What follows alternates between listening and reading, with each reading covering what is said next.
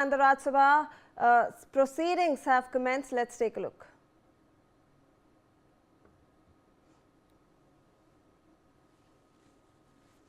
सुंदरलाल का 28 नवंबर 2025 को दिल्ली में 89 वर्ष की आयु में निधन हुआ। ये सभा अपने पूर्व सहयोगियों के निधन पर गहरा शोक व्यक्त करती है। शोक संतप्त परिवारों के प्रति अपनी संवेदना व्यक्त करती है। अब सभा दिवंगत आत्माओं के लिए मौन रहेगी।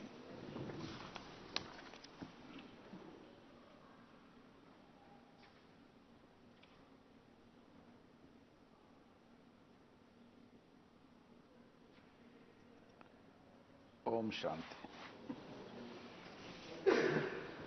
प्रश्नकाल question number 41, question number 41, Shri Navcharan Majhi. प्रश्न संख्या बोलो। 41 माननीय मंत्री ji. On the table of the house sir. माननीय सदस्य। मेरा ये प्रश्न था, क्या उपभोक्ता मामले, खाद्य एवं सार्वजनिक वितरण मंत्रालय ओडिशा जैसे आदिवासी बहुल एवं पहाड़ी क्षेत्रों के लिए विशेष प्रावधान अथवा संशोधित मानदंड तय करने पर विचार कर रहा है, ताकि ऐसे दूर दराज क्षेत्रों के गांव में अतिरिक्त सार्वजनिक वितरण प्रणाली पीडीएस उपकेंद्र तथा गोदाम स्थापित किए जा सके, जिससे लाभार्थियों को राशन प्राप्त करने हेतु लंबी दूरी तय न करने पड़े।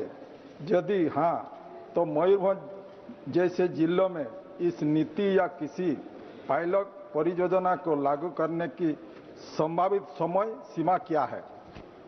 मंत्री जी। सर, मैं यही कहना चाहता हूं, सारे देश में जहां भी जरूरत है, जहां एफसीआई इधर गोडाउन पीपीटी माध्यम के द्वारा करते हैं, नहीं तो एफसीआई गोडाउन है, एफसीआई गोडाउन उपयोग करते हैं, स्टेट गवर्नमेंट का गोडाउन उपयोग करते हैं। वो दूर दराज का इलाका हो और कहीं भी हो, पहाड़ी इलाका हो, सभी क्षेत्रों में हमारा नेटवर्किंग आज के दिन में परफेक्ट है।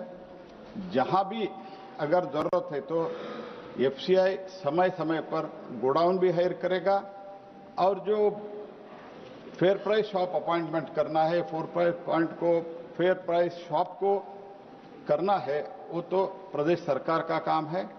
हम तो पूरा टेक्नोलॉजी उपयोग करके हर एक व्यक्ति को प्रधानमंत्री गरीब कल्याण अन्न योजना में हर महीने 5 केजी रेशन इधर राइस और गेहूं हम हर महीने परफेक्टली देने का काम मोदी जी के कालखंड में शुरू हो गया है और आगे भी बढ़ रहा है। माननीय सदस्य सप्लीमेंट्री।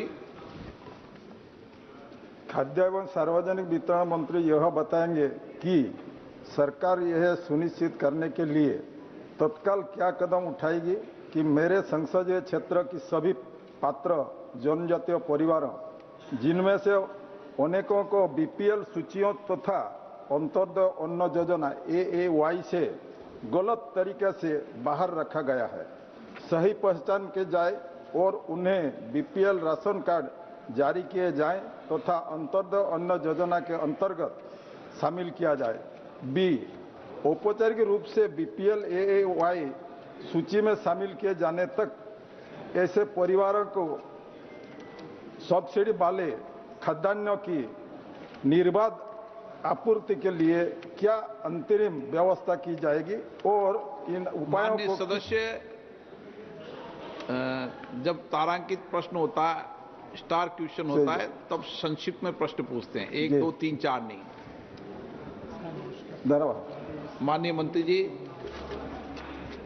सर, जो बेनिफिशियरी को डिसाइड करना है, बेनिफिशियरी को अंत्योदय अन्न योजना में हो, वो टारगेटेड पब्लिक डिस्ट्रीब्यूशन में हो, वो जो 5 केजी देते हैं, अंत्योदय अन्न योजना में हम हर व्यक्ति को 7 केजी देते हैं। उसमें जो कार्ड वितरण करना है, किसको कार्ड देना है, उसका काम राज्य सरकार करते हैं, लेकिन समय समय पर टेक्नोलॉजी के आधार पर जो इनएलिजिबल क्राइटेरिया जो है, एलिजिबल क्राइटेरिया वो स्टेट गवर्नमेंट डिसाइड करते हैं। अगर उसमें कुछ गलत दिखते हैं तो हम इधर टेक्नोलॉजी के द्वारा सर्वे करके स्टेट गवर्नमेंट को बताते हैं। अल्टीमेटली वेरिफिकेशन करके किसको देना, किसको नहीं देना, किसको बीपीएल देना, किसको नहीं देना, ये स्टेट गवर्नमेंट करते हैं। सर, इनका जो कंसर्न है वो कंसर्न मुझे वो लिखित में देता है तो मैं उनको उत्तर सेपरेटली दे देता हूं। माननीय सदस्यगण, मैं माननीय सदस्यों से भी, माननीय मंत्रीगणों से भी आग्रह करता हूं, अगर हम माननीय सदस्य भी संक्षिप्त में प्रश्न पूछे, माननीय मंत्री महोदय भी संक्षिप्त में उत्तर दें, तो हम जो 20 क्वेश्चन लॉटरी में खुलते हैं, बहुत मुश्किल से खुलते हैं, तो सभी माननीय सदस्यों को प्रश्नकाल में अवसर मिल जाएगा। ऐसा आप सब मिलकर प्रयास करें, मेरा आग्रह है। श्रीमती रूप कुमारी चौधरी।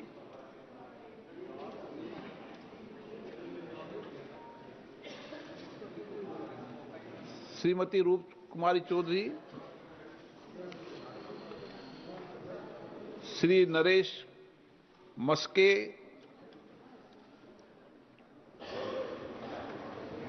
सर, हमारी सरकार हर साल नेशनल फूड सिक्योरिटी एक्ट पर लगभग 2 लाख करोड़ रुपए खर्च करती है।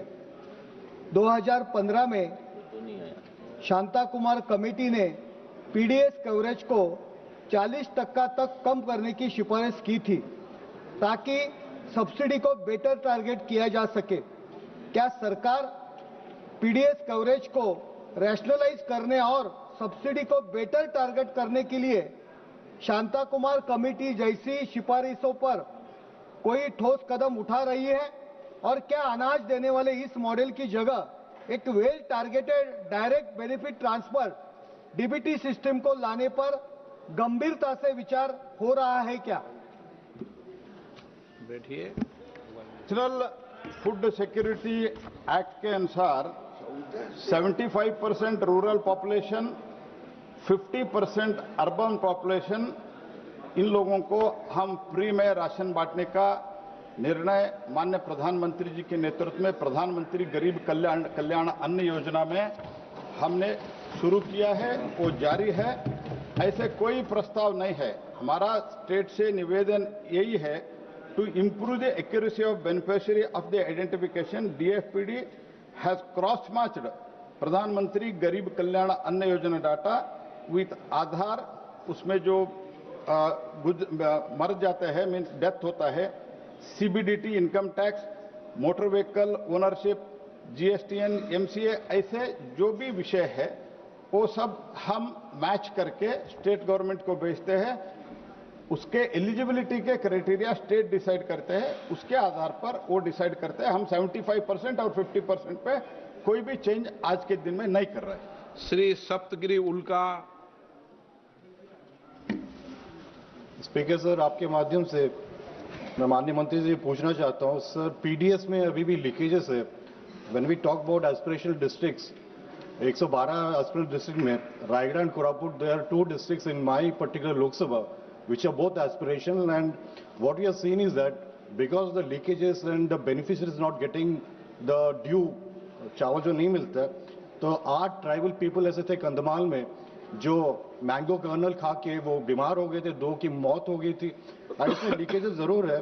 आपके जो ई-केवाईसी करते हो आप मैंडेटरी कर दियो, और मोबाइल कनेक्टिविटी भी हम लोग के एरिया में बहुत चैलेंजिंग है कोरापुट कंधमाल में।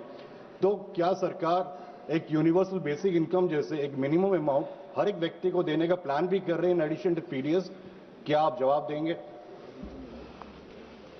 नहीं, भारत सरकार का जो नेशनल फूड सिक्योरिटी एक्ट के तहत हमको फूड सिक्योरिटी देना है, वो फूड सिक्योरिटी हम रेगुलरली दे रहे हैं। और 2020 में कोविड के समय से लेके 2000 लगभग तो 2029 तक प्रधानमंत्री गरीब कल्याण अन्न योजना के तहत हम सबको अनाज बांट रहे हैं। जहां भी लीकेज हो रहा है अप टू डेसिग्नेटेड गोडाउन, ये जिम्मेदारी भारत सरकार के होते हैं।